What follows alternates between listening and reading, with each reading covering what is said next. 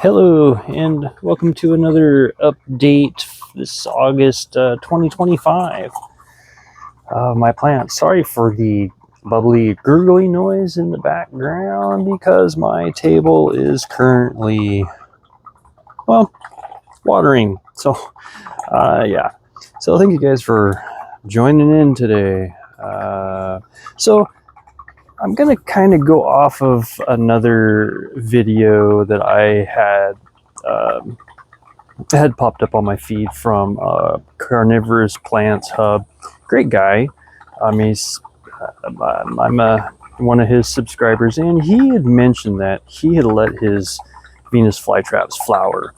And I'm going to kind of work off of that and give you my my personal opinion and what I have found to be, even with in my case. So if you were to go back on my videos, even last year, you'll see that this typical from California Carnivores, I was really happy with its coloring and growth pattern.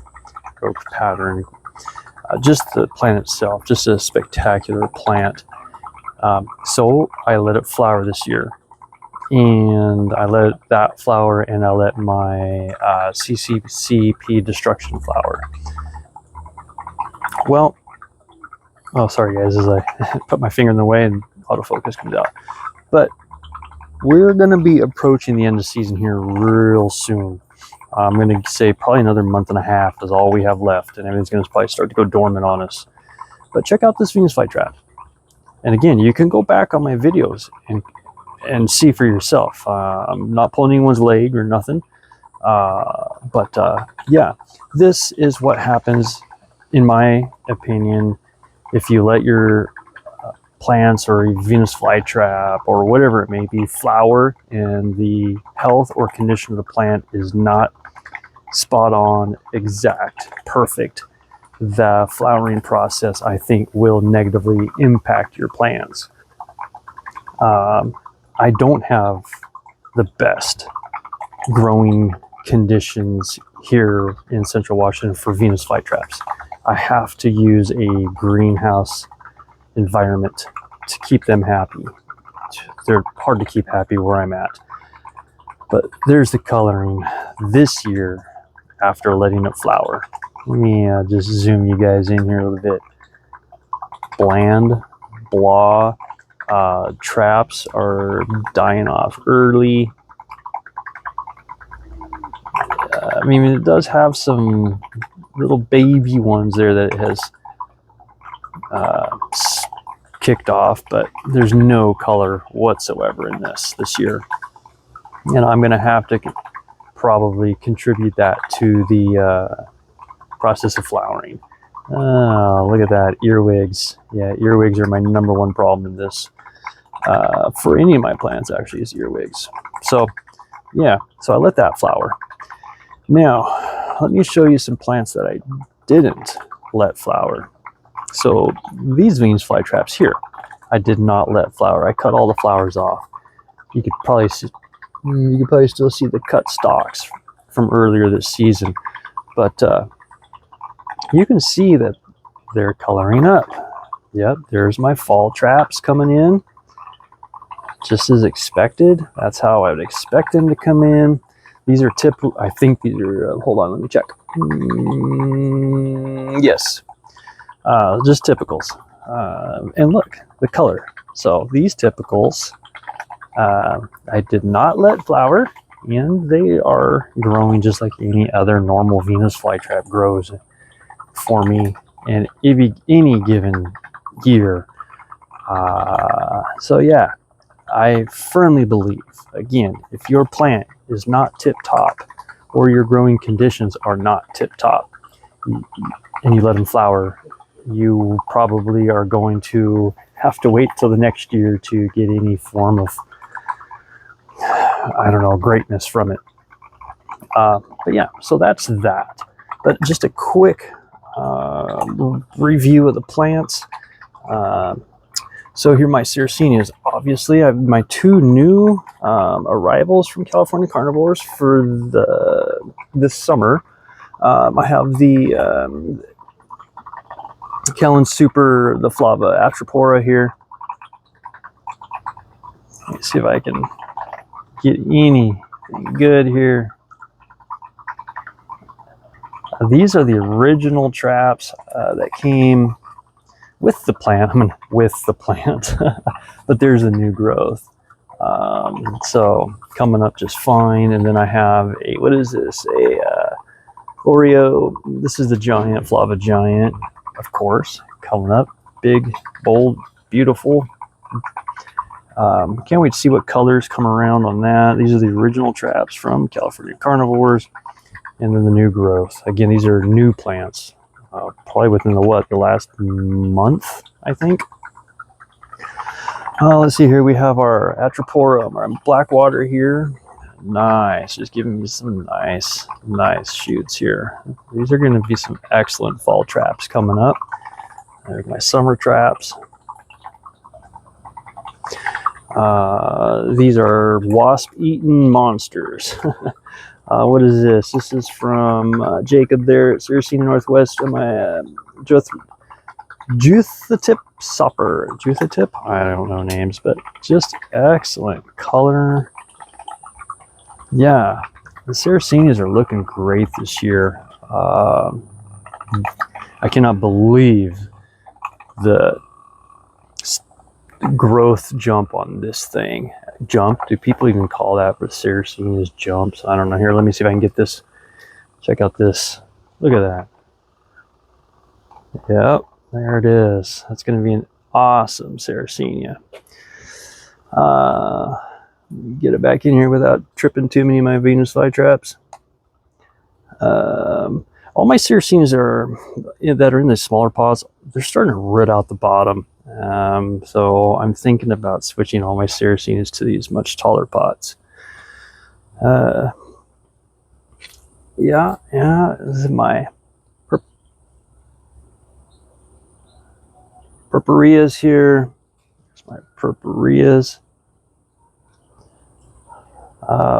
My Sundews. I just wanted to point out too, my Madagascar's finally taken off. This is going to get really tall. It's actually beating the height of my Scorpioides, and it's in a shorter pot. It's actually getting taller than my Scorpioides, so awesome little plant. Not a big fan of these guys. I got to back way up for these. Hold on. This guy just opened yesterday. Just a massive plant. Massive. And it's got a really wide throat on it. Yeah. I think it'll be fantastic once it's fully open. So here's the other plant. This is my other Judith Hindle. So two different plants, two different places. A real narrow throat, and then it's got some wide throat in that. So I'm not sure. I'm going to keep an eye on that, but that's an odd or different trait for a Judith Hindle. There's some wide throat in that genetics there.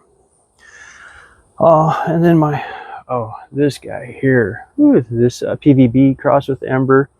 Just a massive trap getting sent up here. Ever since I switched to a flood table and got away from anaerobic conditions, these plants just took off on me. Those anaerobic conditions last year really set me back.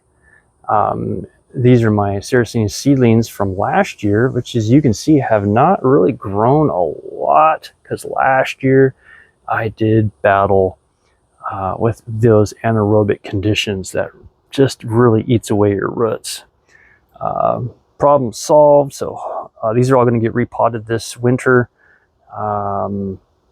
which is why I have a much bigger greenhouse right behind me. So yeah, so those are doing fantastic now. Many other boring plants, boring. I mean, the colors are good.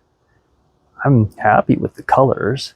As you can see, I'm always pinching the flowers off always. Otherwise, you'll get seeds everywhere. See this? Let's see, what do we got back in there?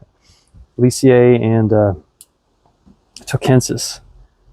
In with my, I think that's a Bot River. That ICP, oh, that's an ICPS Giant.